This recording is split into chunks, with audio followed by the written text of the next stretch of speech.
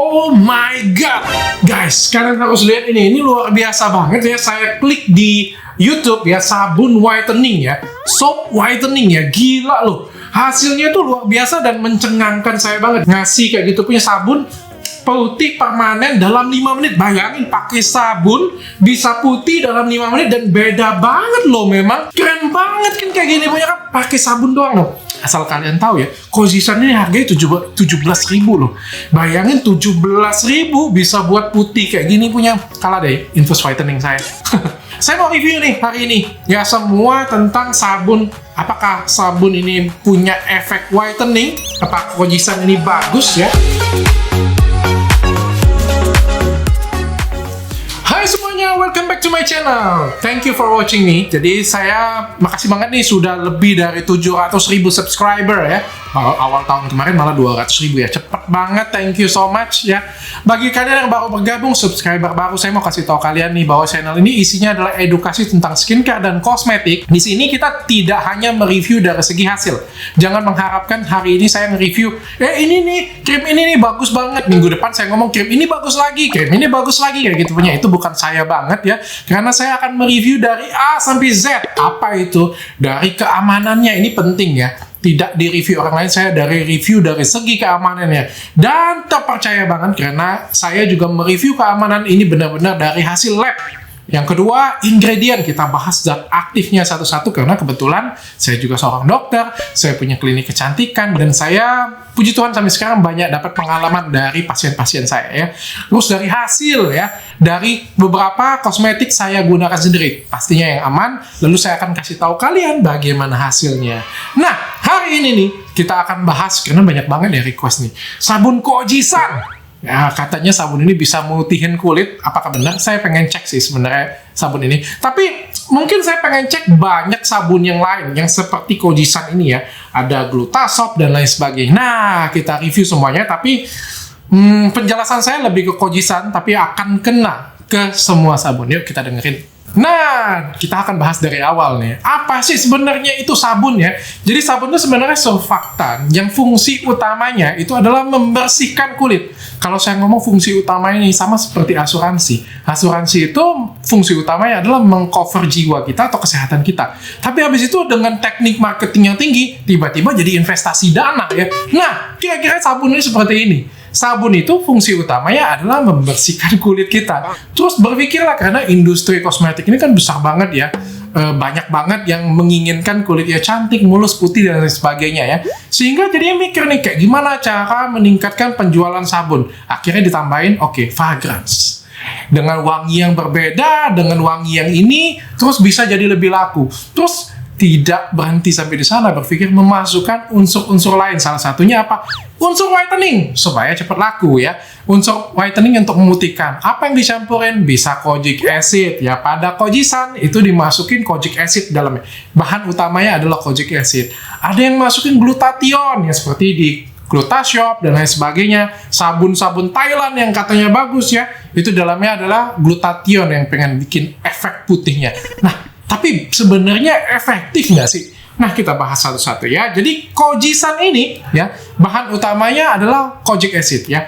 Kojic acid itu suatu whitening effect yang sangat bagus banget. Jadi bahkan ada penelitian ini ada jurnal ya. Kojic acid dibandingkan dengan hidroquinone, bayangin hidroquinone yang buat cepat aja, itu masih kojic acid lebih bagus loh. Dan kojic acid ini lebih aman daripada hidroquinone. Kenapa? Si hidroquinone ini kalau misalnya dilepas, dia akan rebound, akan menyebabkan lebih hitam, lebih rusak kulitnya. Sedangkan kojic acid tidak menyebabkan rebound. Di beberapa negara, kojic acid ini di-ban. Kenapa? Dapat menyebabkan kanker.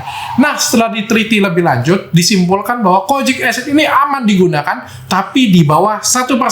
Nah, yang jadi permasalahan adalah saya sudah bolak-balik Kojisan, kotak Kojisan ini, dan saya tidak ketemu kojic acid yang dipakai berapa persen. Berapa miligram, kita nggak tahu. Mudah-mudahan, karena ini produknya sudah BPOM, artinya kalau sudah lulus BPOM, sudah aman. Saya nggak tahu.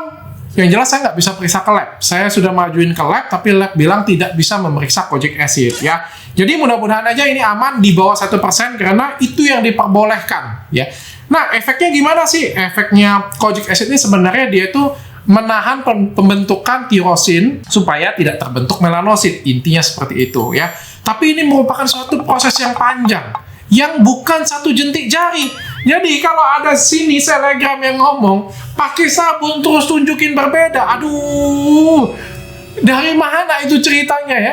Hebat banget loh orang bisa putih. Beneran loh, sabun ini 17.000 isinya kojic acid. Kita anggap aja ingredientnya kojic acid di bawah 1%, dan efeknya bagus untuk kulit kita. Juga nggak kayak gitu kali, nggak 5 menit, nggak 1 menit berubah menjadi lebih putih. Enak banget kalau kayak gitu punya. Nanti klinik saya tutup kalau kayak gitu. Nanti klinik saya tutup kalau kayak gitu.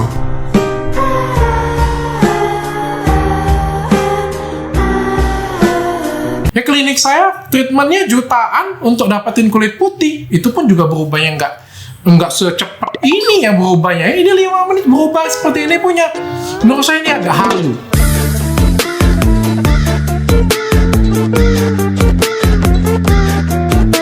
Dilebay-lebaykan. Kalau body lotion saya bisa ngerti. Jadi gini ceritanya. Kalau ada yang selegram pakai body lotion, tuh lihat. Tuh, kan? Lebih putih kan? Apa sih yang menyebabkan lebih putih? Yang nyebabin lebih putihnya itu adalah titanium dioksidnya. Jadi titanium dioksida ini bukan zat yang buat kulit kita jadi lebih putih, bukan. Sebenarnya sama seperti makeup, itu adalah sunblock sih sebenarnya. Tapi kalau dioles, memang mengalami perubahan warna kulitnya langsung instan berubah jadi warnanya lebih putih. Tapi kalau dicuci pakai air, itu hilang, jadi warnanya sama lagi sebenarnya. Kalau misalnya apa yang bikin efeknya putih kalau pakai body lotion, ya tergantung zat aktifnya yang bisa bikin putih. Mungkin ada dikasih arbutin, ada mungkin dikasih glutathione, atau dikasih zat-zat lain yang bisa efek whitening. Tapi itu butuh waktu, makanya untuk nyenangin kalian dikasih titanium dioxide supaya kalian tuh dapat hasilnya efeknya langsung kayak gitu. Terus dengan pemakaian rutin setelah 1-3 bulan kalian kulitnya jadi putih seperti itu.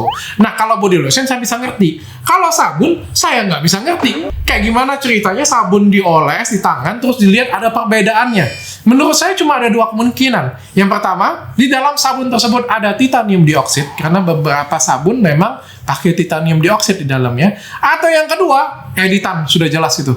Ya karena itu sudah jelas nggak mungkin punya pakai sabun terus jadi lebih putih. Saya pertegas lagi, tidak ada satupun jurnal yang ngomong hanya penggunaan sabun walaupun dengan zat aktif apapun ya bisa memutihkan kulit. Tunjukin saya jurnalnya kalau ada yang ngomong seperti itu. Kenapa? Karena pakai sabun ini nempelnya terlalu cepat di kulit kita. Jadi kalau kalian pakai sabun, nggak akan kan kalian diamin 7 jam, 8 jam. Tentu 1 menit habis itu kalian cuci.